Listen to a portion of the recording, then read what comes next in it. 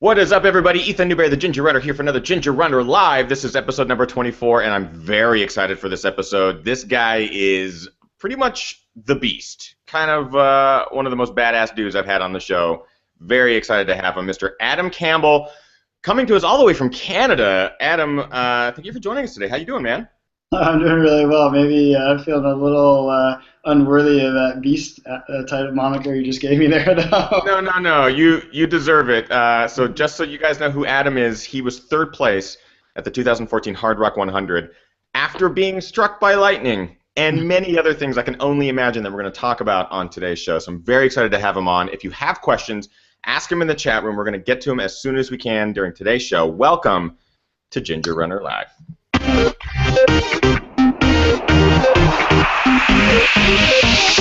Ginger Runner. Yes, episode number 24. I can't believe it. We've made it into our mid-20s, I guess, at this point. Before we get too far into this interview with Adam, I am breaking out the good stuff tonight.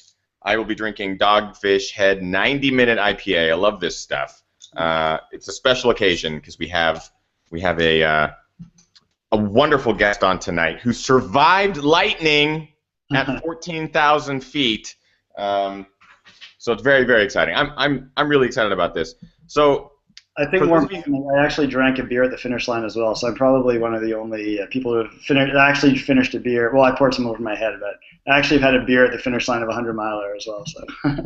I was going to say, I actually remember seeing pictures of you pouring the beer on your head. I think Brian Powell gave it to you, right? Yeah, but then I realized it was 8 o'clock in the morning as I was chugging. I'm like, yeah, maybe I shouldn't finish this beer just yet. We'll save that for a little later. Yeah. So for those who are watching that might not be familiar with the Hardrock 100, Adam, can you give us just kind of like a brief description of this race, maybe what drew you to it, and just kind of give us some classification because it's an incredible race. Yeah, well, actually, Hardrock is real interesting. Hardrock was probably seeing images of Hardrock was probably my first real introduction to ultra running. I remember I used to be a triathlete.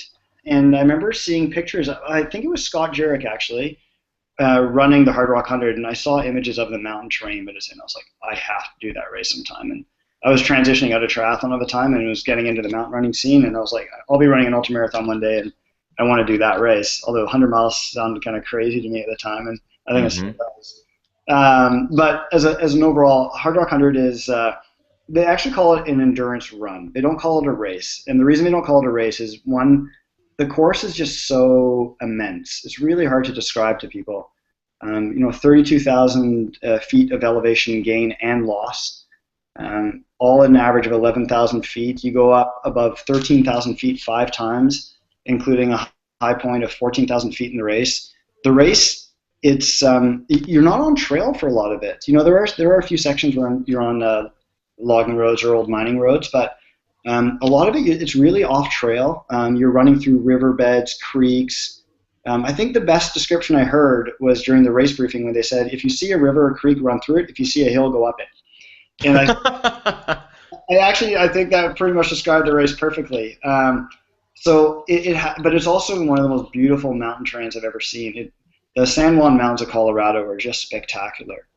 And what drew me to it, one's just the history of the race, the aesthetic of the race, the challenge of the race. And then this year especially, it had one of the best fields ever assembled at Hardrock. They really limit the field size to Hardrock. It's 140 people per year. That's right, yeah. And it's a really, really tough lottery because the race is, it's got so much prestige. Pretty much anybody who's into ultra running and mountain ultra running especially wants to go do the race. And there's no special treatment for elite runners. It's everybody's on par. You just have to have run a qualifying 100-mile before. So there's certain 100-milers that they deem worthy, basically, of getting you into a lottery, or you have to have had some specific mountaineering experience to get into the race. Yeah. So that's probably like a brief summary, but overall, it's just the aesthetic of the race is really what drew me to it. It's just beautiful. Yeah, I mean, myself being a couple years deep into ultra running at this point, it's always been on my radar. When you start getting into ultras, you hear about Hardrock 100, you hear about this epic race that only the most elite or badass or crazy of ultra runners will ever even attempt. And you start looking at the stats, and yeah, it's 32,000 feet of elevation one way, so 32,000 feet of up, and then 32,000 feet of descent. So we're talking. That gets you. It's not the ups. Yeah, it's both, because you're not just talking a nice steady climb. These are straight up like 40-50% grades at some point, right? I mean, yeah. With no trail and loose scree and stuff. Yeah, scree and snow, and also the course is really sparsely marked. It is marked, but you've got to really, really pay attention to see those markings a lot of the time. So having a good sense of orientation where the course goes around the mountain makes a really big difference as well. So that adds to the wilderness aspect of it as well. Yeah, and that people have actually said when you see a course marking, it's almost like a godsend. You almost just kind of break down in excitement because you know you're going in the right direction. Yeah, exactly. So they depend on runners to have a sense of navigation, have a sense of the course, know your area. And so you're not only dealing with this incredible course to follow, but the San Juans in themselves pose their own challenges, being, above 10,000 feet for I would say a lot of the race, 80 to 90% of the race. Top point you get to is Handy's Peak, right? And that's 14,000 blah blah blah blah. And change it, maybe 50. I'm not entirely sure what it is. I'm not a very good guy with numbers. Yeah. and we're also converting from metric to. Well, that's right. I don't even know what a foot is. It's two things in the palm of your legs, right? Okay, sorry, go ahead. Sorry, yeah, it's all you. All right. No, I was going to say is on top of that, it's not only do you have to deal with big mountain environment. With big mountain environment comes big mountain weather as well. So the weather is really variable. It can be any. Fahrenheit. I'm trying to think. What temperature in Fahrenheit? I don't know, but it goes from damn hot to damn cold. Yeah. So from near freezing to really, really scorching temperatures. So you can have huge variability in there, as well as like hail, snow, rain, lightning. But, yeah. I mean that's something that's just completely unpredictable. I remember watching the tweets come in and following this race from afar. You basically just see photos and maybe some really short live video streams. The beginning, it looked gorgeous, and the days leading up to it, seeing people post all these photos, it just looks gorgeous. And Kilian Jornet was there, Timothy Olsen was there, Joe Grant was there. Some of the biggest names in ultra running all happened to get into the lottery this year. Yeah. So everyone's posting these gorgeous photos, and you watch the beginning of this race, and the weather looks like it's going to be on point. So it's really going to come down to who's the fastest in this particular year. You think that, but then you probably have some of the best stories from this particular race dealing with weather, or at least know a lot of what was going on out there. Mm-hmm. So kind of take us through this race. So for the first stage of the race, were you going into it wanting to take it easy, just knowing that you're dealing at altitude at this point? Because I don't know how much altitude training you did. Was there a certain strategy going into the first 25, 30 miles?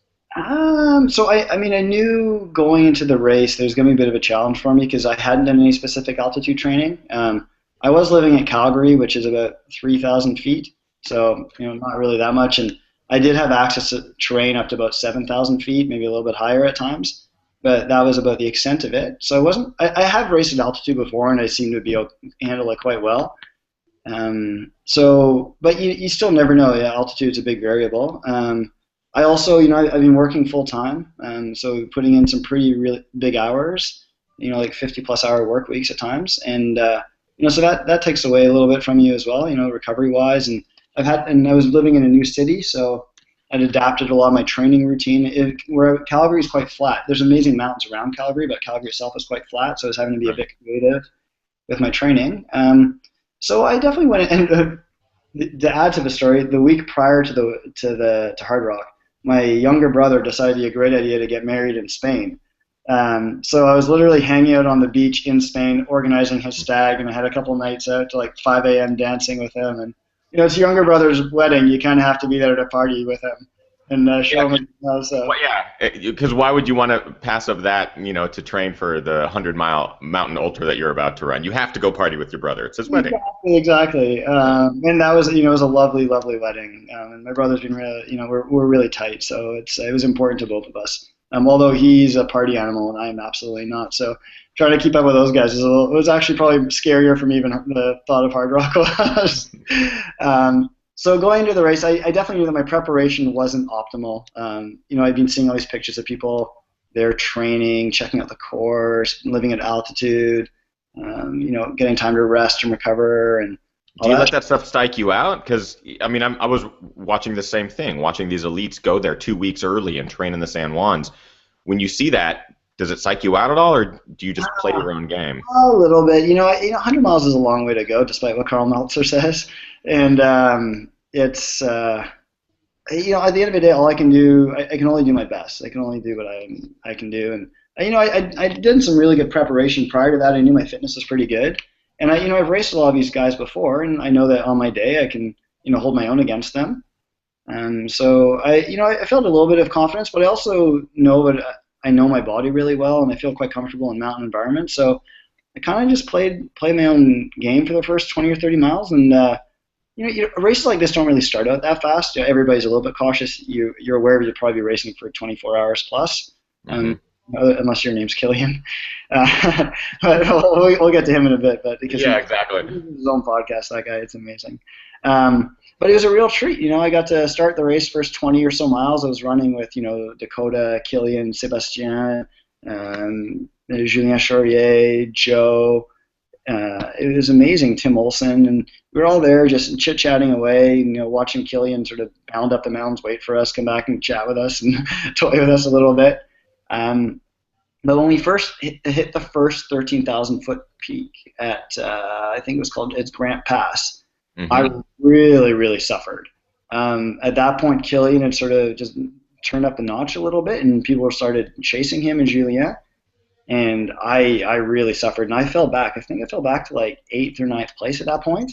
Yeah, I think you were still top 10 at that point. Like 8th or 9th. But I knew that we'd gone out really hard. I mean, we were pretty much on course record pace through the first aid station. And it actually felt relatively comfortable, but I knew that I figured there might be a little bit of carnage. And at that point, I just reminded myself, you have 100 miles to go. Don't panic now. Just settle into your own rhythm. And it did me a world of good. It reminded me that you have to be patient with these things. And so I just, really internalized the suffering at that point and just reminded myself, if I'm moving forward, I'm probably doing pretty well at Hardrock, even early on. So I didn't worry too much. And then off the back of Grant Pass, it was a bit longer fire road, and I was able to roll and find my legs again. And from there, it was interesting. It actually kind of had a bit of, mostly a boring day. I just felt pretty good most of it. I never felt amazing. I had some low points, but never had any epic low points, and just sort of rolled through the rest of the race, taking care of the details. I was making sure I was fueling really well. If I felt good, I would speed up. If I felt bad, I would just slow the pace down and hike for a little bit, or power walk, or do a little shuffle jog. And I had amazing pacers in Gary Robbins and Aaron Height, who were two phenomenal ultra runners in their own right. And they're also two really, really good friends and with very different personalities, and two other Canucks as well. So it was awesome to have a little Canuck crew out there. And they did a really good job as well of just making sure that I stayed on task and making the experience all that more enjoyable. And I made sure to take as much time as I could, too, to really enjoy the setting I was in and remind myself that this is an amazing experience that most ultra runners dream of. And I was really fortunate to be there that year. And I think all that just sort of combined to me being able to pull together a pretty good day and race up to my fitness level, which is sort of what you always want. And I'm fortunate that my fitness level was good enough to get me on the podium that year. Yeah, I mean, as a viewer, as a spectator from afar, it just kind of seemed you were on point. You were having a good day. At any given ultra, someone can have a pretty terrible day. We look at Tim Olson; he had a really pretty terrible day. He still managed to push through and get that finish line. Pinot had a terrible day. Yeah. Oh, yeah. Exactly. And kind of rolled an ankle a bit, and he said he was feeling off at the start as well. So yeah, you never know what the cards are going to play on the day. You need a little bit of luck as well. So as to say, results come from when preparation meets opportunity, and then add a little dose of luck in there, and the cards sort of fell in my favor on the day. So Raul Engel in the chat room is asking, what did you do to help with the altitude? So you've already mentioned that you were coming pretty much from around 3,000 feet in Calgary with a little bit of altitude training up to 7,000 feet in neighboring mountains. But when you get to 10,000 feet, 13,000 feet, 14,000 feet, it's a whole other realm. Was there anything that you did leading up to it or during the race? Did you take your time? I mean, it sounds like you kind of slowed down when you started getting higher. I mean, was there anything that you did specifically? You naturally slow down. I have one of my friends who's an exercise physiologist who recommended beet juice might be a good idea. There's something about beet juice that helps. Chemistry is well beyond me, but so I drank a little bit of beet juice at the aid stations and the day before the race. But in terms of altitude, that was pretty much it. I just sort of, from previous experience, I just knew it was going to suck.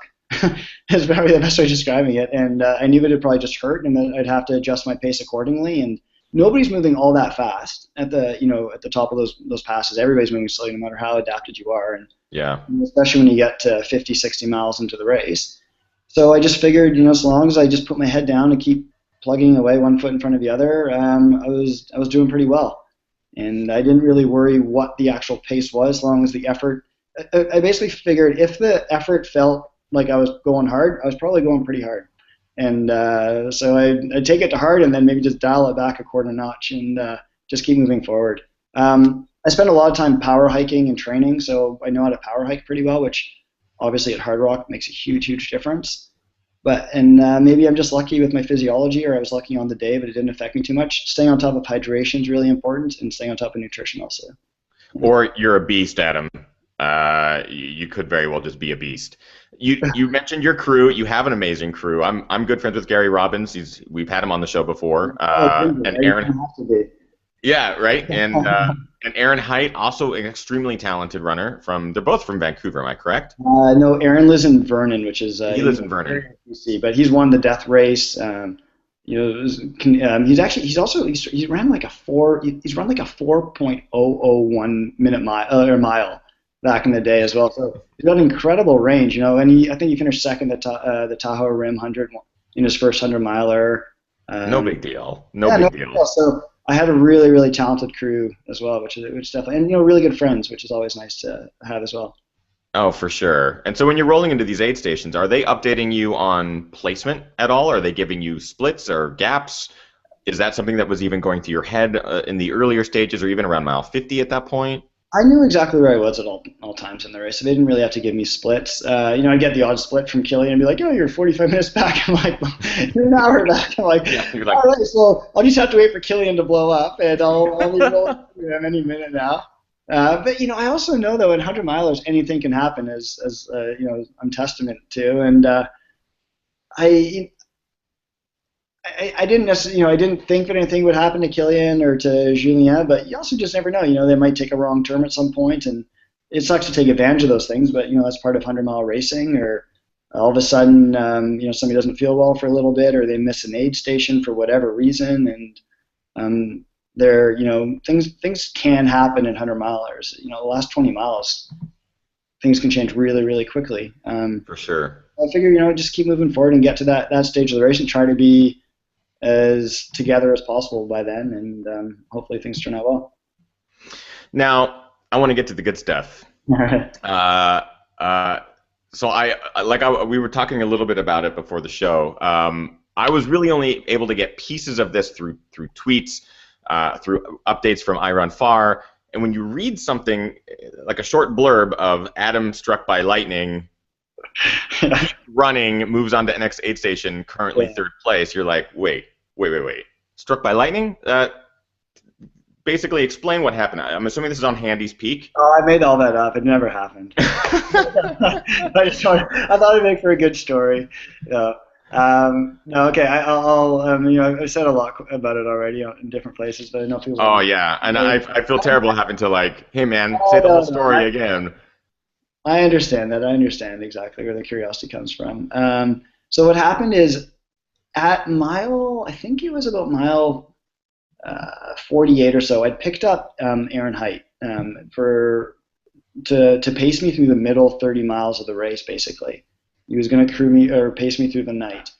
And I'd just passed Dakota Jones at that point, and I'd passed Sebastien Chéniaud in the previous aid station, so I'd moved into third place. And as I was running out of the aid station, I kind of heard Dakota's crew saying that they were going to try to rally Dakota a bit because he looked a bit rough when I saw him. And with a runner of Dakota's caliber, you know that he might just be suffering a bad patch and he could just come roaring through you. So I decided I was going to push the pace a little bit up there, and so with Aaron and I just sort of got into our groove. And I actually initially I started going a bit hard, and then I was like, okay, yo, chill, you gotta chill here. There's a lot of racing to go. You're only 50 miles in. Yeah. So made our way up to American Basin, which is the next aid station, and that section of the race is just spectacular. We were heading up to the high point in the race, Handy's Peak, and you can see it sort of looming in front of you for miles, like basically hours. Which is kind of funny, but I looked over my shoulder at one point, and it was starting to become dusk at this point, and we were expecting a supermoon. The supermoon was happening the next night, so I was hoping for this really bright, gorgeous moon. But all I could see were these, this beautiful red sky, but you could also see these really angry clouds starting to roll in the mountains behind us. And I was like, oh, we're gonna get wet. Yeah, I'm from, I spent a lot of time running in the rain in the West Coast, BC, and so it's nothing I'm not unfamiliar with, And running up there, I kept looking over my shoulder, trying to see if I could see anybody coming, and it looked like we had a pretty decent gap. So I was starting to feel, somewhat confident with that, and I could actually see Julien and Killian way up the mountain, way ahead of us. And I was like, okay, I'm a ways behind them. I'm like 45 minutes or so, 40 minutes behind them, but it's not an insurmountable gap. I figured if I can keep that sort of distance, anything can happen. So I kept moving forward, and all of a sudden the rain and wind started to pick up, and sun started to set. And as we were heading up towards Handy's Peak, you leave all the sheltered area, so it's fully exposed at that point. There's no rocks to hide under. It's a bit of a dome. No outcroppings, no trees, nothing. Nothing, no. So you're well above tree line, and there's no big rocks up there or anything. So as we were heading up, all the people that had been on the summit previously, there's quite a lot of media out, and just general spectators who wanted to get to the Handies to go check it out, had started to make their way off the mountain at that point. And as we run by them, they congratulate us and wish us luck, which is nice. You get a lot of energy from that. But we knew that we'd be alone on the peak at the summit at that point. So heading up, rain really starting to come down. It's starting to get quite cold at this point. So I stopped and put on my jacket, and I also grabbed my headlamp at that point and put it on because it was starting to become dusk. And then as Aaron and I headed up you sort of zigzag around a little bit to get to the summit. And as we're heading up the final ridge to the summit, we're maybe 200, 400 meters from the edge, so 400 yards or so. And we actually saw, by this point we looked over and you could see an electrical storm over in the mountains behind us about 20 minutes before, but it had rolled through us at this point. And we actually saw the summit get struck by lightning, which was crazy scary. It was getting from feet away or from meters away? Well, yeah, like 400 meters in front of us. We actually saw the summit get struck, which was terrifying. It's like this tentacle of light just sort of bathed the summit, and it's really, really loud. And you're cold, you're wet, and I was getting a bit tired too. I mean, going for it's almost 50 miles at that point. It was 14 or so hours into the race. But you also you're so close to the high point. You're like, okay, we can make it to the summit and make it over, we'll be fine. It's sort of there's safety up there, and there was nowhere for us to. We could have turned around, but we were just as exposed if we turned around. So we figured we might as well just get up and over the summit as quickly as possible. And the lightning was sort of cycling through. It happens at fairly regular intervals, and judging on the way the cycles happen, and we kind of figured lightning never really strikes twice. That we'd be safe to push. Our best bet was to keep moving. Standing still was not an option because it was freezing cold. We're wearing shorts, a light windbreaker. So we decided to keep moving forward. And right as we hit the summit, all of a sudden we heard this incredibly loud crack. It was like a gunshot going off right in my ear. So this vicious flash of light. And next thing you know, Aaron and I are laying on the ground, and first thing we both yell is, fuck! Like, we are in serious trouble here. Oh, man. And I heard my headlamp make this like explosive noise. It was like this huge crack, and I sort of look at Aaron and be like, "Are you okay? Are you okay?" Because you wiggle your toes and fingers, and I was kind of in shock. I was laying there, and I'm like, I think I'm okay, but we were just struck by lightning. And I looked at him and like, did that just fucking happen? Like, seriously, we were just fucking struck by lightning? I was like, yeah, dude. I actually felt something in my head. So Aaron actually felt the shock go up his whole body and into his head. I didn't personally feel that. I just felt the headlamp explode. Uh-huh. But once we realized that we were both okay, I had a spare headlamp in my pack, and Aaron had I had a spare battery in my pack from a headlamp. It was wearing the Petzl Now, and Aaron had a spare headlamp as well. And it was underneath our jackets. And so we figured we don't want to we're not fucking around up here. We got to get off this mountain because there's still lightning going off around us. We're freezing cold. And I actually started to have a little mild panic attack. I was like, I was gonna ask because when this shit starts breaking out, I can imagine myself being terrified. Yeah, no, I was definitely scared, because lightning was still going off around us. And when you get really fatigued too, you become a bit more emotional with things. And as I've been running for quite a long time. But I quickly caught myself. I was like, Adam, you cannot panic right now. You have to stay calm. You have to get yourself out of here quickly. And Aaron has a really calm demeanor as well. And so we're both fortunate with what our demeanors are like, our personalities are like. And so we quickly decided that Aaron was going to get behind me, and he would just shine the light in front of me. And there's not really much of a trail off of there. It's really shaly and scrambly rock. And as I say, the trail is not really all that well marked, so we weren't entirely sure what direction to go in either. But is it more of a rounded top peak? Is it kind of like a wide open peak? Yeah, but it's still it's still relatively steep, and you're at 14,000 feet, so everything feels, everything takes a bit more effort up there. Oh yeah. And it is pouring rain, as I said, and it's really, really strong winds, and we're really, really cold. My hands were freezing at this point, and so Aaron's lighting the trail in front of me, and we're just booking it down the mountain. I'm sort of tripping and falling over things, and I took a couple of spills because I just couldn't see all that well. Also just trying to hustle down, and then we finally got back down somewhere where there was a little bit of cover. We found a rock, and there's still lightning going on, but we took that time and huddled in. I grabbed some gloves and swapped out headlamps at that point as well, so I actually had a headlamp. And we both looked at each other again like, we were just struck by lightning. And he's like, yeah, dude, we were just struck by lightning. And he's like, I think the odds of that happening or something. He said something about winning the lottery. I was like, the irony of that is I actually won a lottery to get into this stupid race. I was like, I don't know if that makes me the luckiest person in the world or the most unlucky person in the world. But we figured we would just then get down to the next aid station as quickly as possible because I knew that they'd had some chicken soup there, and I just really needed a warm drink at that point because I was really chilled, and the heart rate was really pumping, and we just started flying. We were running so fast at that point, like we were stuply fast to get. Technically faster than lightning at this point. No, the lightning caught us. We're definitely not quicker than lightning, but I was running really fast after that, and I actually had this huge swell of adrenaline. And I figured, I might as well take advantage of it and then just make sure you eat a lot at the next aid station because you just burned a lot of fuel there. So, I just took advantage of that adrenaline, booked it down to the next aid station. And as we were running into the aid station, we're like, should we tell anybody about what just happened? And we're like, maybe not just yet because we don't want a medical crew to stop us. True, yeah. So decided not to tell them, just said, hey, that was a crazy storm out there, wasn't it? Yeah, that was crazy. They were like, you have no idea how crazy that just was.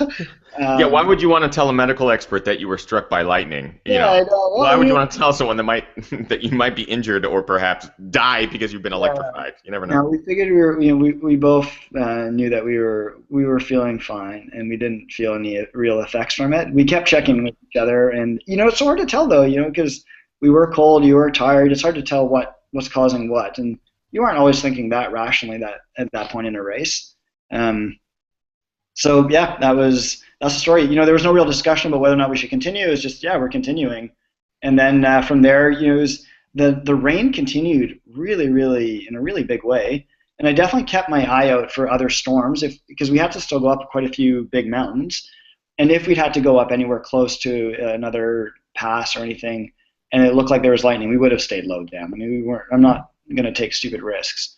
It just so happened that we were caught in the wrong place, wrong time in the mountains, and that happens. And in the Hardrock handbook, they say, we figure somebody might die at some point, and it's either going to be from hypothermia or from lightning. And Aaron and I were at risk of both of those happening, given the conditions. And through the rest of the night, it stayed really cold. It rained a lot, and people don't know, your feet are wet the entire time at Hardrock. You are constantly running through mountain creeks and streams. So you're never, you start to warm up a little bit and then you get cold again. So the only way to stay warm is to run a little bit harder. But the terrain's really tricky and technical, so you can't always run, like you're having to hike quite a bit or walk around sections. And also just to make sure you're staying on course, you want to chill a little bit and use an abundance of caution to make sure that you are following the proper the course. Now, what was I mean when you go through an experience like this, not only running 100 miles, but running 100 miles through terrain like this, through altitude like this, through storms like this, getting struck by lightning with some of the best runners, ultra runners in the world. How do you decompress? Like the days after the race, how do you process all this? Even when you finish the race, you finished the race in 3rd place, which is incredible. So a huge congratulations to you for such an amazing performance. How did you compress that? Are you still kind of dealing with it or thinking about it, or is it a whirlwind, or were you excited? It's been weird because I've actually had a lot of mainstream media interest in this, or just general media in the story. So I've been telling the story a lot, which helps. For one, you sort of create a bit of a narrative around it, which is it just sort of naturally happens. So that's been neat, and a lot of people in the community have been interested in it, so I've talked to them about it. But I've had a really busy schedule. I mean, pretty much the day after the race, so the race finished Saturday morning. I flew back to Calgary Sunday midday, and then I moved to Vancouver to start a new job on Monday. I started a new job. I moved on Monday, started a new job on Tuesday, while trying to do all this media stuff. Poor me. And then, I mean, honestly, I have to give you credit because we talked very briefly about this before the show. You mentioned it kind of in like fleeting moment, but you moved on Monday. You moved from Calgary to Vancouver. You started a new job on Tuesday. This is all days after running 100 miles through the mountains with weather, being struck by lightning, and finishing in 3rd place, and doing all of these interviews. That's incredible to me. Yeah. It's made for a pretty interesting story. And then on Saturday, I'm co-owner of a race series in Canada called Five Peaks, and we hosted a 60K race in Revelstoke, BC called Trail Stoke.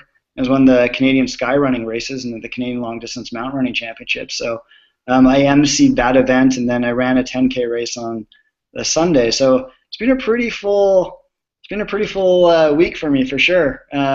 So yeah, I'm bound to hit the wall in a pretty huge way soon, but so far no, there's just been a lot of distraction, and I really processed it. I guess so. It's just a huge sense of relief crossing the finish line, and I think at that moment you just sort of, a sense of calm just sort of washed over me, and just joy at the experience I had, 2 at surviving, 3 at being able to share it with 2 amazing friends. And then also, I've got a huge support network, from friends and family, my mom, my brother, dad, my girlfriend, and then just friends in general from around the world. I've got a lot of messages and support, and all this stuff is it's really nice. And a lot of people sort of come out of the woodwork who have heard the story or have read about it. I mean, it was, as I said, it's got quite a lot of attention, around the world. So I've had friends from around the world contacting me, people I haven't talked to in years. So it's been a pleasant surprise, and obviously none of this was expected. I mean, when I see articles popping up on Deadspin and Huffington Post and all this kind of thing, and you know that the story is obviously big news, and it's making its rounds for sure. As someone who runs ultras, who understands the scene, what is it like getting attention from those type of media outlets that maybe aren't necessarily familiar with the ultra community? I mean, is that fun? Do you enjoy that? Do you like spreading kind of this word of ultra and kind of spreading the news and stuff like that, or is it kind of tedious? Or Oh no, it's not tedious at all. I've actually sort of gone with the approach that this is it's very well, it could be my 15 minutes, and I've just been saying yes to everything, and it's kind of fun. I mean, 6 o'clock this morning, I was down at a provincial news network doing a TV interview on breakfast television and all that kind of stuff. So it's fun, it's novel. I'll do it. I figure it's going to fizzle really soon. So take advantage of it. You're always welcome back to Ginger Runner Live. Oh, thank you very much. Appreciate it. This will never fizzle. Well, no, at the end of the day, you just get up and go do my daily run anyway. That's ultimately what it's all about. But yeah, it's kind of neat. So I have no issues with doing the media side of things, and if there's interest in it, sure. I'm kind of worried that it might just reinforce the fact that ultra runners are a bit mad, a bit nuts. There's some truth in that as well. Hearing you talk about it in the back of my mind, I'm like, who does that kind of stuff? I mean, there's so many incredible stories that came out of this particular race. I mean, I know Hardrock has legends, right? I mean, it's since its onset, it's just had some amazing stories come out of the race. This particular year, for some reason, at least in my few years of following it, it seems like everything just kind of blew everybody's mind. Not only did Killian break the course record, you got struck by lightning on the top of the highest peak and still managed to finish in third place, which is incredible.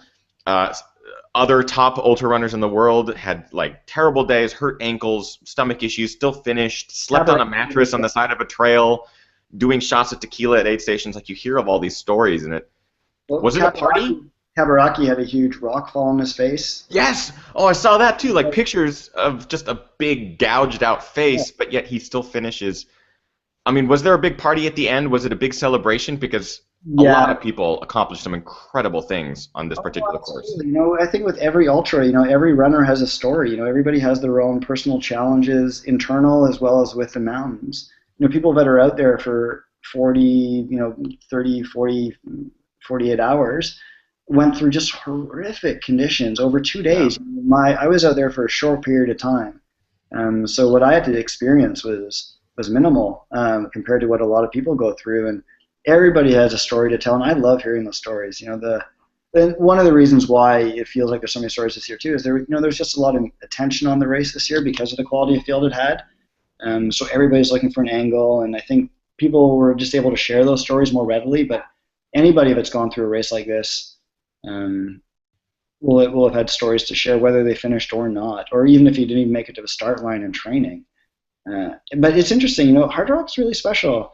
The community is really welcoming. It's got a real miners. It's a real old mining town, and I feel that the race really reflects that ethic. The whole course is just sort of rugged and burly, but anybody who's volunteered at the race, anybody who's been part of the race organizing, anybody who's crewed, anybody who's participated in the event, just has a real appreciation for what the race is about. And sort of, if you're a part of that Hardrock community or family, there really is sort of like a little wink and a nod. It's like, what it's about. Like, it's special. It really is. Just the whole environment, just spending an afternoon there.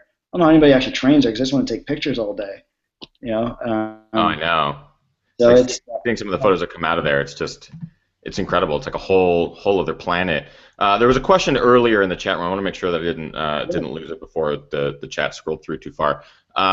About training, was there anything specific that you did training-wise as far as like mileage, or you talked about power hiking earlier? Was there something that you incorporated into your workout on a weekly basis where you're like, I need to do power hiking for 4 hours, 5 hours? Yeah, so something that you did specific for Hardrock. Yeah, so I never look at mileage ever. Like, I don't care. I use Asunto. And I upload it onto MovesCount and Strava, but I don't really look at that data. I use the watch for the altimeter, basically. And so what I do is I try to seek out as much vertical as possible, but during the week, most of my training was run commuting to and from work. So my run would, depending on how much time I had, to be anywhere from 20 minutes to 90 minutes. And I'd sometimes run at lunch, but it would always be running, when I'd running to and from work, it'd be with a pack, and 10 to 12 pound pack. I'd have a laptop in there, lunch, my suit for the day.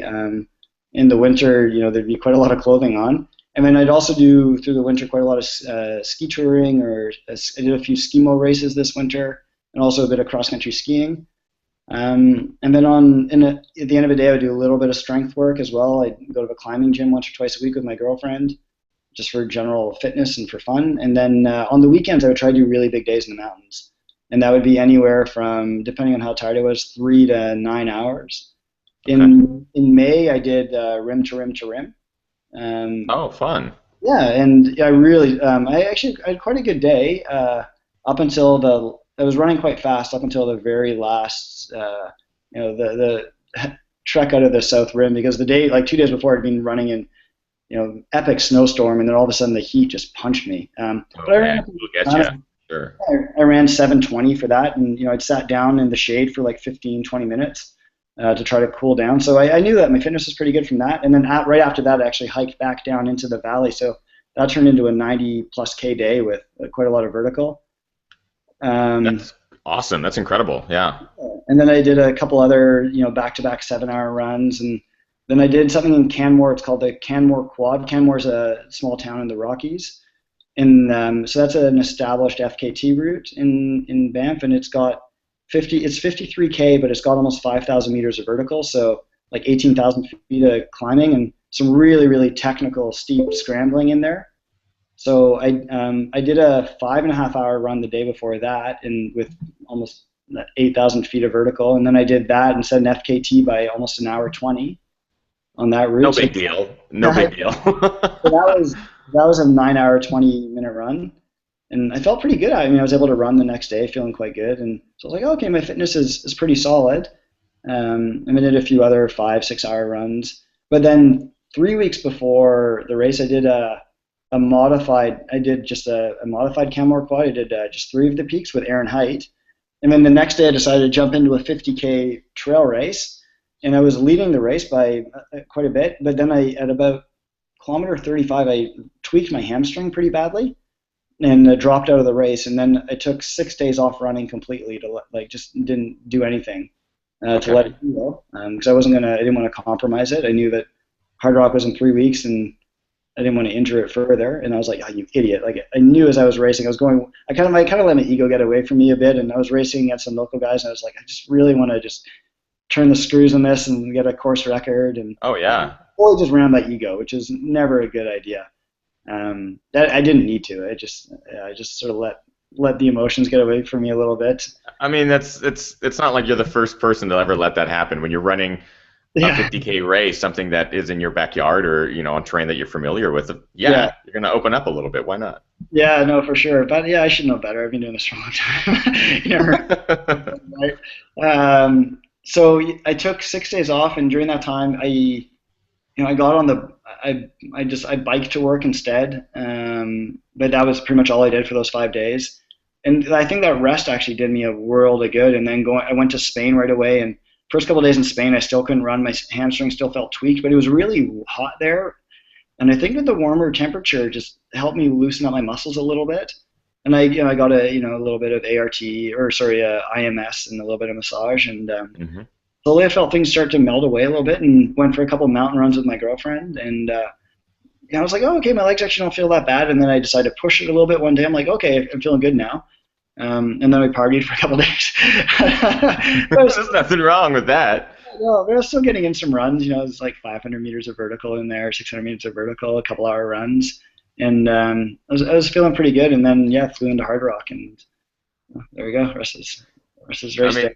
it's incredible just hearing that training and hearing the fact that you're doing back-to-back 7-hour runs and doing these huge mountain passes and stuff like that as part of the training. But this is all the weeks leading up to it, so you're obviously building the mileage, building the time. Yeah.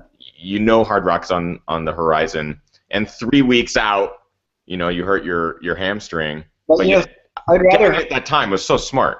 I'd rather hurt myself 3 weeks out than like 6 weeks out, really, because I'd had a really consistent block of training, and it just forced me to rest sooner. I have nothing to base this on, and these guys are all top runners, but I think maybe one of the things I had going into Hardrock is I was maybe a bit better rested than a lot of the guys who were living in Silverton or other places, because if I was out there, I'd be wanting to run 3 or 4 hours every day as well, and so maybe I had that to my advantage. It's such a hard race that maybe going in a little bit rested isn't the worst thing in the world. I think we have a tendency to overtrain a little bit as ultra runners, just a bit, to overdo everything. Yeah. So maybe I had that going for me. I don't really know. But yeah, that I think maybe it was definitely the timing of it was perfect. And yeah, I've been doing sport for a long time, and one of my best friends, my best friend is a multiple-time Olympic medalist, Simon Whitfield, in triathlon. And he used to, like, the second you get injured, he would stop. He wouldn't do anything until that injury was recovered. And I learned a lot watching him do that. And I haven't always been the best at that, but I definitely adopted that mentality for this race. I was like, I can't get any fitter than I am. just make sure the sucker's healed. And I was worried about it the entire time I was racing Hardrock. I was like, I just figured it was going to pop up at some point. Yeah. In my previous 100-miler at Mount Fuji, I raced Mount Fuji in, I think it was 2012. I'd had a fantastic race. I finished second overall, right behind Julien Chaurier. But I got really bad ITBS problems in the race. So my IT bands were just killing me for the last 25 miles of that run. Yeah, and I couldn't run for 2 months afterwards. I felt like I was being stabbed in the knee for almost 4 hours. It was agony. It was emotionally one of the most draining things that's ever happened to me. Wow. And I was kind of expecting that to happen at some point during Hardrock, and it just never did. I just felt tired, obviously, but no structural injuries. And I've been able, 2 days later, or 2 days after Hardrock, I felt like I could run, and I was running 3 days later. So recovery's been pretty.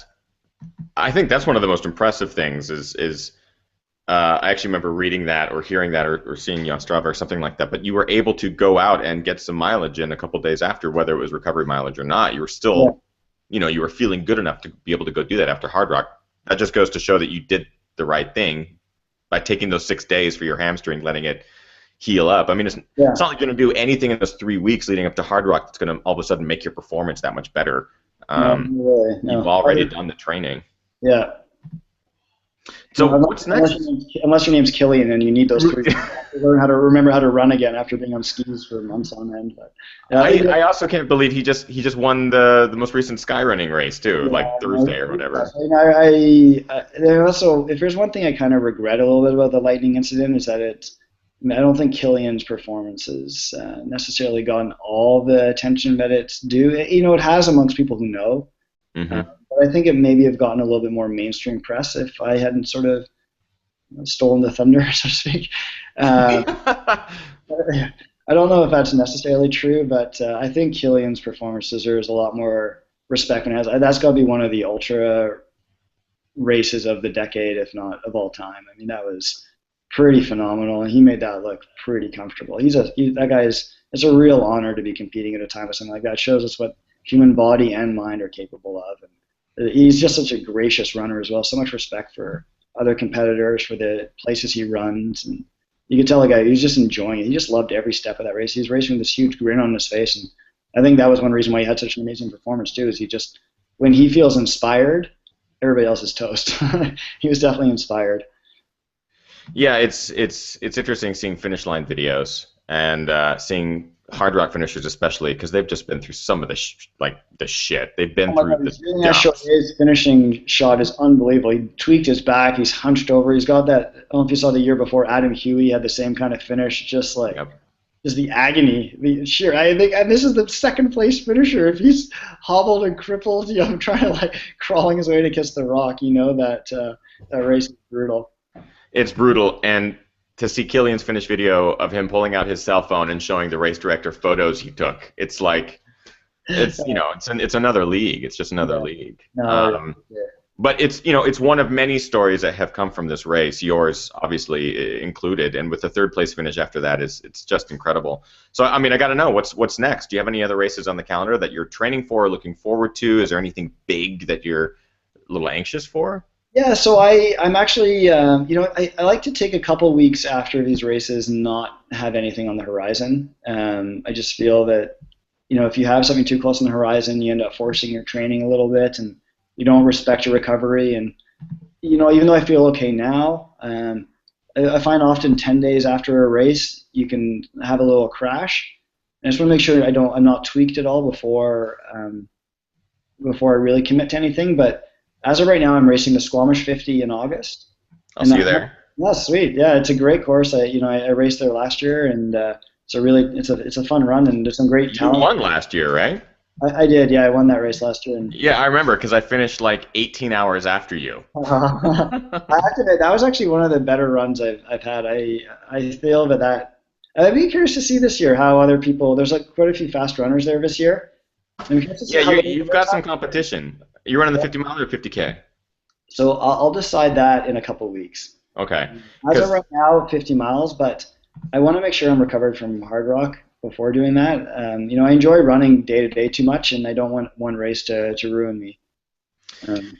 Yeah, it's going to be It's going to be an incredible year up there. Having run the 50 miler last year, got my ass handed to me. I'm doing the 50-50, so I'll be doing the 50 miler 50K. That's insane. But I know it's nothing. It's nothing compared to Hardrock. Well, I don't know about that. It's a pretty tough course. That's really technical terrain back there. You're supposed to tell me it's going to be easy. You're supposed to tell me it's a cakewalk. You're Well, supposed to tell me I'm going to do great. I think that's how people get themselves in trouble. I think a lot of people go into ultras wanting it to feel easy and comfortable, and they are often disappointed. And once it gets hard, they're not mentally ready for it. I like to go into races expecting it to be really hard and expecting to suffer, and then I can only be pleasantly surprised or proven right. So exactly. Yeah, you can talk to my fiance. She's been taking the brunt of my anxiety for months, for the last few months. But yeah, you've got some competition up there for sure. And then after that, I'm going to run the Rut in Montana, which I'm super stoked about. That's going to have a really good field, and so that I'm looking forward to. That's going to require a slightly different type of training, a little bit more. I'm going to have to really jack up the intensity for that because I think the pace is going to be really hot. I think it's going to be fast. I think it's going to be a real fast race. And then after that, funny enough, I actually so in one of my races getting ready for Hardrock, I actually ran a road 50K, which is my first time ever doing that at the Calgary Marathon. And I ran a 3:08 for that, it was a decent time. It was okay. And so I actually made the world 50K road championships, and I won a free trip to Doha for 5. They put me up in a hotel for 5 days and a free trip to Doha. And I don't think I'll ever go to Qatar otherwise. So I've decided in October, yeah, I think it's the end of October, I'm going to go to Doha to go run the 50K World Championship. So from Hardrock to flat road running, we'll see if I can see if my range can be anything like Mike Wardian's, but he would crush me at a race like that. But holy shit, that's incredible! That's awesome. It'll be fun. See if I can go run somewhere close to 3 hours for 50K, which would be kind of neat. So that's a very, very different type of training, and I like switching it up every now and then as well. And then I'll get back into at that point back into ski-mo racing for the winter and do a little bit more ski touring and backcountry skiing and alpine climbing and stuff. Nice, and you'll actually be up against Wardian at the 50 miler, I believe, in Squamish. I believe he's going up there for the 50. No, for either one. I think he's doing the 50. 50, I think. Yeah. I'm curious to see how he does it. Yeah, I'm really curious to see how those guys run on that train because it's really different. As you know, it's super techy. Yes, there's nothing like it in Southern California. There's no trails down here that are nearly as techy as they are up there. No, it's not flowing at all. It's there's no, it's runnable in sections, but it really wears you out. There's no huge climbs. There's long climbs, but there's no mountains. But just the cumulative elevation, the fact that you're just going from side to side, for me, it was like doing a 6.5 hour plyometric workout last year, I think. I hurt in places that I would never normally hurt after an ultra. I mean, hips and, well, of course, you'd hurt in your hips, but like abs and like arms, like basically the sorest part for me was up here from keeping my arms up here to keep balance for 90% of the race. It was you have to stay really focused too. So if you've ever run with Gary likes really, I mean, he runs the Hurt course. So he set a course that he'd want to run. It's that's just what the trails are like around Squamish. It's too bad because there are a few big peaks around there. I kind of wish we'd toss in the old little alpine ascent because that's sort of more my specialty. But I think it's a real treat, when race directors create courses that they're proud of and that reflect their style, and it's really suitable to the area as well. So I think Gary's done a really good job at showing off the Squamish trail network and showcasing a race that reflects Gary Robbins' personality, which is which is crazy, which is fucking crazy, Gary Robbins. Yeah. It seems like they're also doing some of the peak stuff with like Sky Pilot. Gary's about to race a pretty crazy sounding race as well. 120K with 8,000 meters of vertical in it. It's like you expected it to be almost Hardrock times. Like that's wild. I'm really curious to hear his stories from that. Yeah, Gary's kind of a beast, kind of a fucking badass on his way down to Guadalupe. I thought it was Guatemala. He's going to Guadalupe to run a 125-kilometer race with 8,000 meters of elevation. It was supposed to have 10,000 meters, but they took out 1,700, and it's still 8,000 meters. So, yeah. Oh, my God. Bad. I I've love got it. to get him on the show to talk I like about it. that. Yeah. That's insane. I don't want to. There's some discussion going on in the chat room. I just refreshed, so I saw a lot of these things. Yeah. Before I let you go, Adam, I want to ask you some Yeah. people are asking in the chat room. Raul Engel asked, Adam, what was your favorite thing to eat during the race, during Hardrock? Oh, favorite thing to eat. So I normally I eat gels for most of the race. This was interesting. So one of the things I find with ultras is you have to have a plan, but you also have to be quite adaptable. And I normally race eating cliff shots, but for some reason during the race I just could not take down gels. Like they just weren't staying down well for me. I was getting a lot of reflex from them. Maybe it's the altitude. So I ended up eating a lot of shot blocks and then also a lot of ginger chews. So I always bring ginger chews with me just to help settle the stomach, as well as Yeah, I some. love them. Love them. So I was mixing those two things up quite a bit, and I was also eating. I ate a few sandwiches at the aid stations as well, which was nice. The funny thing is, I actually took one sandwich, and I thought it was a peanut butter and jam sandwich, and I took a huge bite out of it, and it was cream cheese. And I initially started spitting it out because I was like, that is the most rancid peanut butter I've ever eaten. So you have your taste buds all prepped for something, and I was like, right. What was that? It was horrible. Oh. But no, so the quite a lot more solid food than I normally will. I had chicken broth, quite a lot of just water, and then I was also drinking Coke. Starting at about mile 42, I was starting to hit Coke quite early on.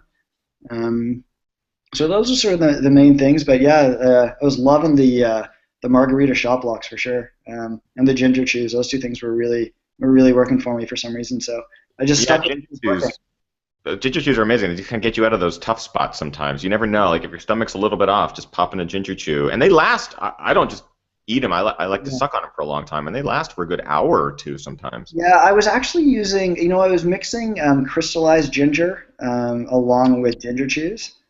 But yeah, so I just set up a little Ziploc bag. I take the shot blocks and empty them into a Ziploc bag, and I throw them in with the ginger chews. So it's sort of all just having the back pocket. I have a huge back pocket in my shorts, and just sort of reach out and whatever. And I was trying to eat something every 15 to 20 minutes. Whether it was just a ginger chew or a shot block, and trying to force myself to eat it. I ate a couple. I ate one Cliff Bar as well, and I'm trying to remember what the flavor was. Was it? I think it was chocolate mint or something. Yeah. That's the only Cliff Bar flavor I can really eat is the chocolate mint. Right. It's good. I love it. It depends on the activity. Yeah. So I'll sometimes eat the carrot cake one as well. But so that one done pretty well. But yeah. Christopher Holloway asked, what got you into running, Adam? Did you start on the track cross-country team, then move to ultras? He mentioned earlier triathlon, Chris, but was there something earlier than that, Chris or Adam, that got you into the ultra running scene, or just running in general? As a kid, you just kind of know that you're a good runner. I grew up, long story, but I grew up in West Africa. I grew up in Nigeria, and I lived there until I was 17. And there wasn't really a lot of organized sport. So we play soccer, but I also play cricket and rugby, and my house was literally on the beach, so I did a lot of surfing and sailing after after school. I wasn't working that young. So, and then, I do swim lessons, and I've always just been super, super active. We didn't have TV, so I was always outside playing, whether it was like on my pogo ball or rollerblading or skateboarding, so I was just super active. And then when I finally came to Canada in high school, I was actually a really avid tennis player as well. But through high school, I played a different sport every term. I did everything from I did football, I did soccer, I did tennis, I sailed, I rowed, I cross-country skied. But it turned that once I sort of became 16, 17, I gravitated more and more towards the endurance sports. We do these runs and soccer training, and I'd beat everybody. So I'd go and do the cross-country races, and I do pretty well off no training. So I knew I was a good runner, and you sort of develop a bit of an ego with that. And I then started doing cross-country skiing, and I really got into cross-country skiing because I loved getting out into the woods around Canada. It was just beautiful.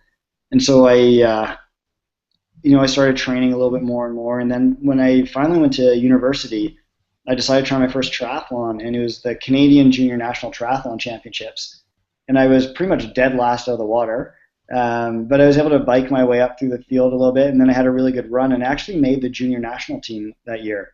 And wow. So I got to compete at the Junior World Championships in Montreal, which was a huge honor for me. I was like, this is amazing. I get to do this sport, and the harder I work at it, the better I seem to do at it. So I like that attitude. So I trained more and more, and I actually ended up dropping out of university because I made the under 23 national team. So I went and trained full time at the National Training Center in Victoria, BC. So I was living in Eastern Canada, and well, not in just outside of Toronto, a town called Kingston at Queen's University. And after 3 years of school, I made the call to drop out and go and train full time in Victoria. Wow. And so I moved in with Simon Whitfield at that point, who was the Olympic gold medalist. And I got to train with some of the best triathletes in the world. So Peter Reid, who'd won Ironman Hawaii, Laurie Bowden, who won Ironman Hawaii, Greg Bennett from Australia was #1 in the world. So I was immersed into this high-performance sporting world. And I did that full-time pretty much for almost 4 years. And my goal was to try to qualify for the Beijing Olympics. But in 2000, this is a very long-winded story, I apologize. It's great. In 2006, I realized that I didn't quite have what it took to make the Olympics. I was living with Simon. I was doing everything he did. I was eating what he ate. I was doing all of his training, and he was just better than me. So you get to a point with high-performance sport where you realize people just have a certain aptitude towards things, and as much training as you want, they're just going to be better than you. And that's the reality of sport. It's kind of cool. I kind of like that. It's very, very honest. But I also knew that when we were doing long runs, I could keep up with these guys. The longer the runs got, the closer the margins got, and I seemed to be and I just really enjoyed it. You're good at something, you tend to enjoy it a little bit more. And got a lot of pleasure from it. There's lots of great trails around Victoria, so I was getting more and more into the trail running scene. And so I decided to become the national team manager because I was my girlfriend at the time, who then became my wife, who I'm now divorced from, had qualified for the Olympics, and my best friend was going to the Olympics, and I was like, so how can I support them? So I became the national team manager to help support them through the Olympics, and I got to spend time with them because as a professional athlete, you're on the road a lot. So I did that, and during that time, I decided to just become a runner. I did an Ironman at the end just to say I did an Ironman, and it went pretty well, but it wasn't really for me. I'm not big enough to be able to pound the bike. And I decided to do my first marathon, and I trained pretty hard for it, and Greg Bennett trained me for that, and I ran a 2:29 in my first marathon. I was like, okay, so that's not a bad start. Not at all. Yeah. No. Not bad. No, I was pretty happy with that. And then the next year, I decided I was more into mountain running and trail running, so I went and raced the World Long Distance Mountain Running Championships at the Jungfrau Marathon. It was a pure uphill marathon. And I finished 11th at that, and I was like, okay, that's kind of cool. I might be able to be decent at this mountain running stuff, but I wasn't really doing all that well at the hiking bits. And then the next year, I signed up for 50K at the Chuckanut 50K, which is Chrissy Knowles' race. Oh, yeah. And trained pretty well for that and finished 3rd there. And then decided I was going to try my first 50-miler and ran the White River 50-miler, and decided it'd be a great idea to try to take the race out at well under course record pace with Anton Krupicka. Yep. And Anton went on to set the course record, and I dropped out at 26 miles. Oh, man. I completely blew up, and and I was like, okay, so, yep, that was way to go, rookie. You're not this fully naturally to you. You kind of have to prepare a bit better for these things. But the next time out, I went and I ran the next year another 50-mile race, and it was ended up running 5:44 on for 50 miles on trails. Which was I think it's the Canadian record for 50 miles on trails. Nice. And that was, it wasn't a pancake flat course, and I was like, okay, so that's a pretty fast time. So I'm obviously pretty good at this. And then from there, I went that year. Also ran the CCC at UTMB. So it's a 100K race there, and finished 2nd at that race, and that's against a really, really world-class field. And I was like, oh, okay, cool. So that went well. And then the next year I went and ran Chuckanut 50K and won that, and then ran UTMF and finished 2nd, and and then got injured for a bit and didn't really race that much. And I also finished 3rd at, I'm sort of really just playing out my resume here, it sounds kind of arrogant, but. No, this is the part of the history of your resume that I didn't even get to mention at all today. It's not like you just ran Hardrock, got 3rd, and hey, look, I'm really good. It's like, no, you have the resume to prove that you are a fantastic runner. And you disappeared for a while too. You left the sport, am I correct? To become a lawyer, or not to become a lawyer, but to go back to the law? Taking a big step back. So in 2008, right after the Beijing Olympics, I decided that I didn't want to be a national team manager. The pay's not great. there's a lot of travel. So I decided I wanted to become a lawyer. So I applied to law school, got into law school, and so I did law school. And law school in Canada is 3 years, and then right after law school, you have to do what's called an articling year. So you basically have to apprentice as a lawyer in Canada for a year before you can write the bar. So I did that, and that's actually when I raced Mount Fuji. I started my ultra running while in law school. Gotcha. And then I practiced for a year, and then decided I was going to become a full-time runner because my wife was at the time was trying to qualify for the London Olympics, and I wasn't getting a chance to see her. So I was like, oh, I can still race. I was getting a bit of financial support from sponsors. So I decided to, take a sabbatical from the practice of law with the plan of going back. And so I did that for a year, but I ended up, my wife and I actually ended up separating. I got divorced at the time. And then I got injured, and I was just feeling a lot of stress, and I wasn't really certain what I wanted to do with myself. And so I decided to go back to work, and I was still trying to run a little bit, but I've run throughout it. I don't race as much as a lot of people. Yeah. I just don't. I don't enjoy it. I much prefer picking a few key races throughout the year and really targeting them. And because for me, racing is really, really special, and it's a real celebration of sport. And when I race, I like to feel like I fully committed to it, and I like to put a good block of training into it. And I feel that that's how I race. I do lots of small local races. I do 10K races, 10 to half marathons. Quite often is training. But for ultras, I don't like doing more than 4 or 5 ultras a year. I find that any more than that, and it just wears you down over time. And I am injury prone as well, so I want to make sure I avoid injury as much because I ultimately love running, and I hate being injured because it means I can't do my daily run. So I don't want to compromise that.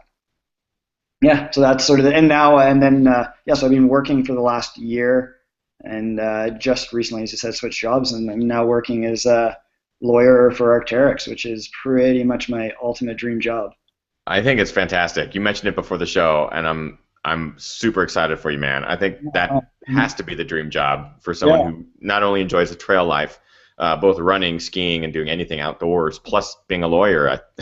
You nailed it. You nailed it. It was kind of funny. I was joking today with somebody at work. I'm like, oh, does that mean that I'm now a fashion lawyer? So I get to judge fashion crimes. Yeah, I guess it's going to be interesting to kind of see what you have to deal with on a regular basis, whether it's copyright issues or issues or. So what my actual role is at the moment, it's dealing with regulatory compliance matters, so making sure a product can get into different countries properly, and then doing patent work for them as well. And it's great gear. I mean, Arc'teryx stuff is like some of the top in the world. So. Oh, it is. I'm fortunate. I mean, I've been sponsored by them since about 2006 when I started getting into mountain running, and they're part of it's part of Amersport Group. So Solomon and Sunto are also in that group. So I've had a strong association with Solomon and Sunto as well, which is nice. Fantastic. Yeah. We actually have Jamil Curry in the chat room. I don't know if you met him at Hardrock. Amazing runner out of Arizona. Jamil asks, after running Hardrock, do you feel like you reached the limit of your potential on that course? Would you run it again? What time do you think is possible in that race? Oh, geez. I actually want to run it in the other direction, for sure. If you need to run it the other direction, what time is possible? I mean, I don't really know. Killian ran really fast. It's always, whenever you go to a race, there's always things I could tweak and do better. I don't feel like as I said, my training was not optimal. My prep wasn't optimal. I feel that the time that I did was a true reflection of what I was capable of on that day. But on a different day, sure, I could go faster. I don't really like setting limits for myself. And I would never chase a time. I'm just not interested in that at all. I don't think that's a smart strategy for ultras. Maybe for a marathon, and even for running a marathon, I feel that if you set an arbitrary time goal in your mind, you're kind of stuck with that. And if you want to, it really narrows what your margin of success is. So I'd much rather set little process goals for myself and try to tick off those processes. And I find that if I'm doing that, then I end up having a much better experience, and I tend to always have better races for it too. So yeah, and also I'm just not a numbers person. It's really interesting, just the way my brain works. Numbers stress me out. I'm a words and emotions person, and my training reflects that as well. Like rather than log mileage and log time or distance, I actually create narratives for myself in training. So if I'm doing a tempo run, I make stories for myself, and then when I end up in races, I go back to those stories, and those stories are a reflection of the places I've run or what I was feeling at the time, and that works really well for me. When I used to do triathlon, it was very, very analytical, but other people do Yeah. that. But I also found that really stressful, and I found that my performance suffered for it. I had some good results. I won, Canadian duathlon championships, and I was, member of the national team quite a few times. So, it wasn't bad, but I feel that I've done much better for myself through ultra running by following a training strategy that reflects my personality. Yeah, and I get a lot more joy out of it too, which is very I important. think that's a really interesting perspective too, and kind of something to reflect on as we train as ultra runners.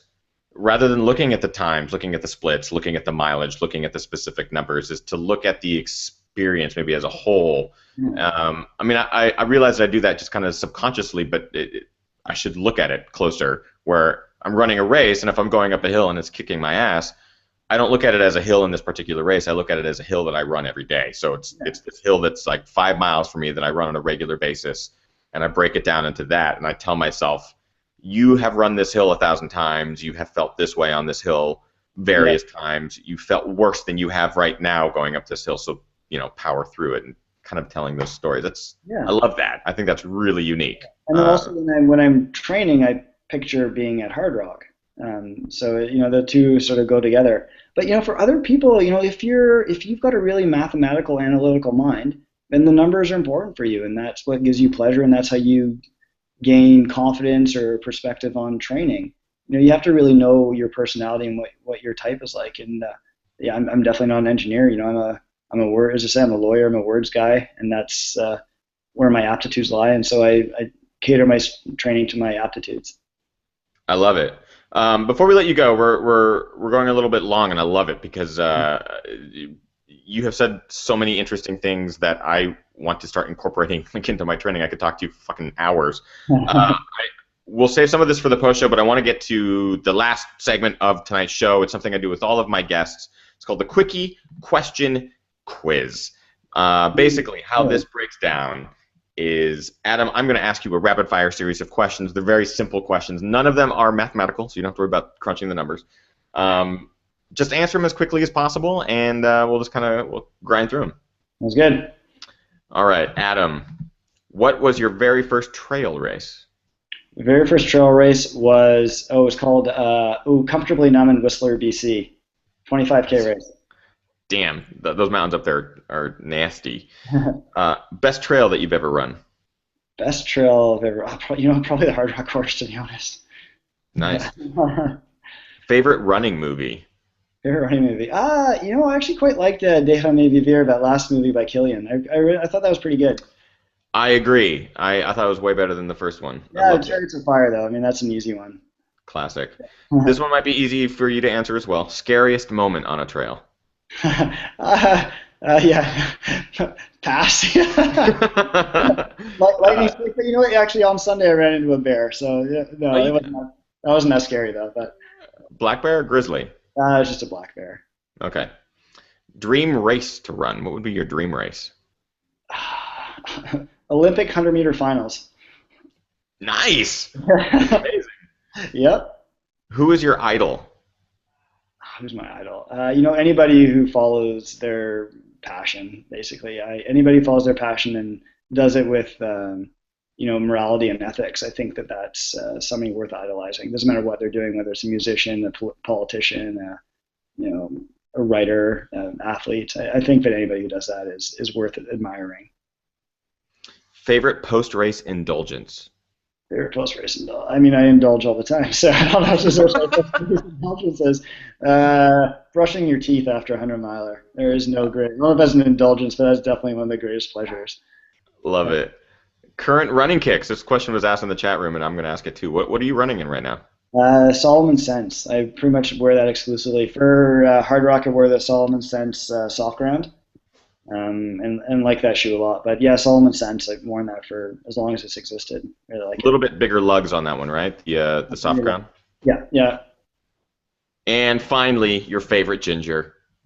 Favorite ginger, ginger chew. That's actually a very good answer. That's the smartest answer we've had to that question yet. So, There you go. Adam, thank you so much for joining us. Adam Campbell, everybody. I want to make sure that I tell you guys where to find him. You can find him on Twitter at CampbellAdam79. He's also on Instagram at Adamo1979. Anything else you want to plug, Adam, before we move into the post show?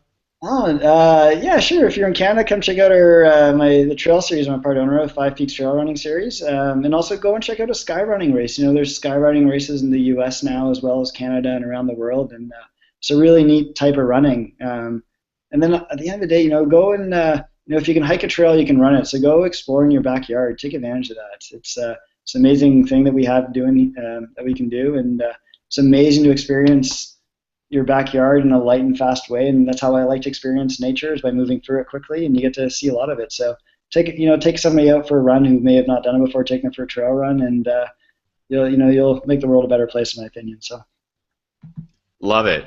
Man, what an awesome show. Thank you, Adam, for joining us. And thank you guys for watching live. We had a bunch of you guys asking questions in the chat room. If I did not get to them, I apologize. Ask them again, because we're going to move into the post show. We'll ask a couple questions of Adam before we have to let him go.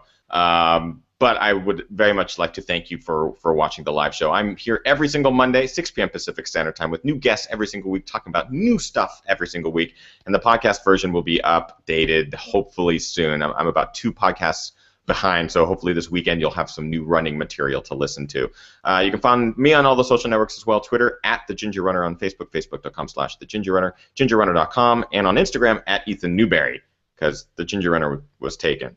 So I couldn't really get that. But go check out some of the photos and stuff like that over there. And I just released a new film called Crewing Western, where we were at Western States with Sally McRae. And I won't spoil how she did, but go check out that film. I'm really proud of it. It's a good 20-minute look at what it takes to crew someone competing for an elite spot at Western. So go watch that. In the meantime, stick around if you're watching this live. We're going to move into the post show. Here we go.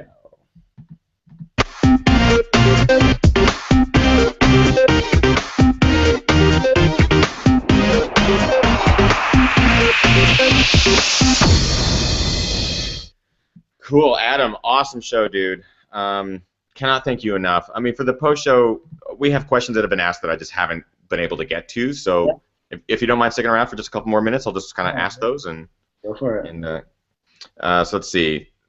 Are there sponsors that we can support for you, Adam? This is from Christopher Holloway. Do you have any sponsors that we can support? Oh, absolutely.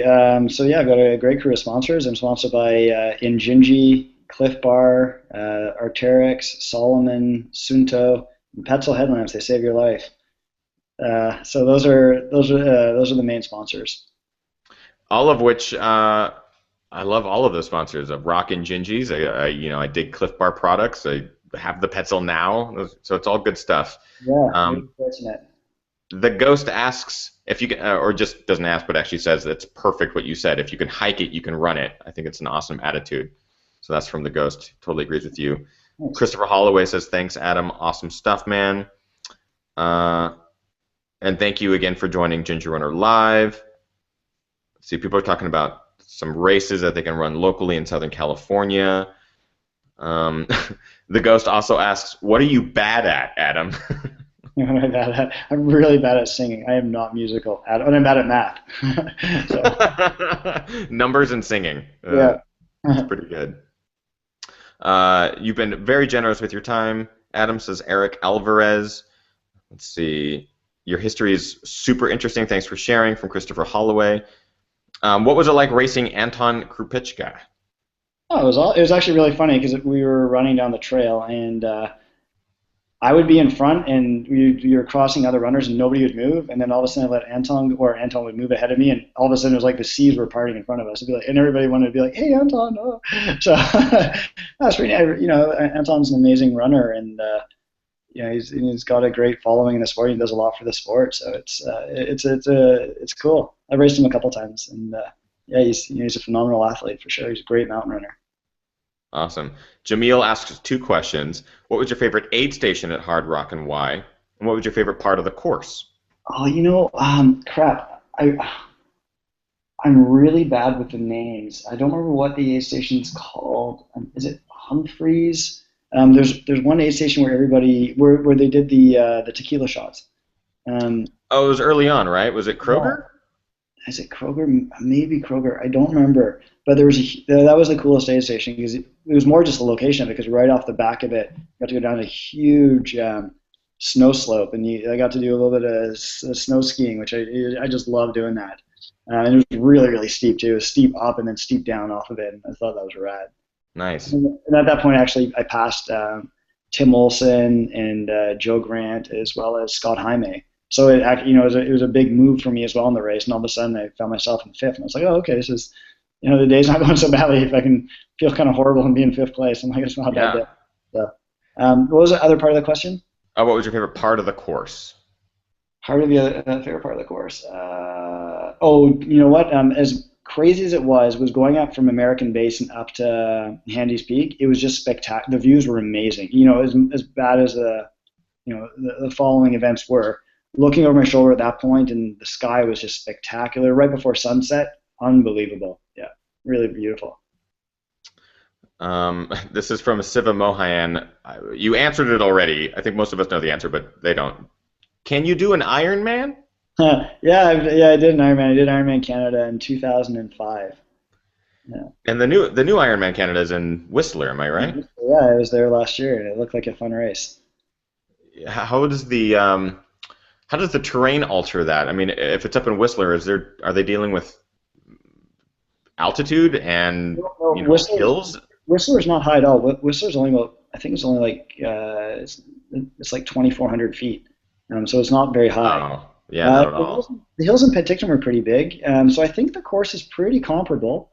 They had a couple of bears running across the course at Whistler last year, which sort of added to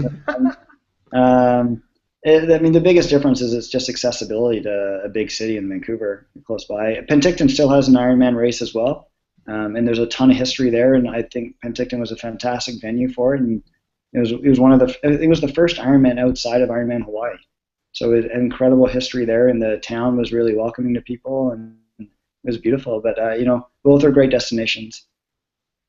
This goes way back into the chat room. They asked about hydration. Was there anything that you did hydration? Like they were talking about tailwind. Did you take any calories in through liquid form? Other than Coke? Yeah, Coke. I used Scratch Labs a little bit for a couple aid stations, and beet juice, I guess. But otherwise, it's just pretty much just water and a few electrolyte pills every now and then. But I don't really need that many electrolytes, and I get quite a lot from my shop locks and from other foods as well. And I just don't seem to sweat. I sweat, but I don't seem to sweat out electrolytes as much as some people. Sure. Jamil did confirm it was Kroger's Canteen, was that aid station. Cool. And he also asks, what is the name of the race that Gary Robbins is doing with the 8,000 meters of climbing? Do we know that one? I know it's in Guadalupe. Oh, yeah, I could look it up. I actually don't know off the top of my head. You know what? Gary just posted a blog about it, so go to garyrobbins.blogspot.com. Buddy, you're welcome for that plug. And he actually just posted a blog about it, so if you look up Gary Robbins' blog, he'll tell you all about it. But it sounds like a beast of a race, and I can't wait to hear his stories from it. Transcarukera. Good luck pronouncing that. Yeah. Yeah, Transrakukara. He did just post it. Yeah, there's so many amazing races around the world. It's super exciting to see, and people think of some gnarly stuff. It's kind of rad.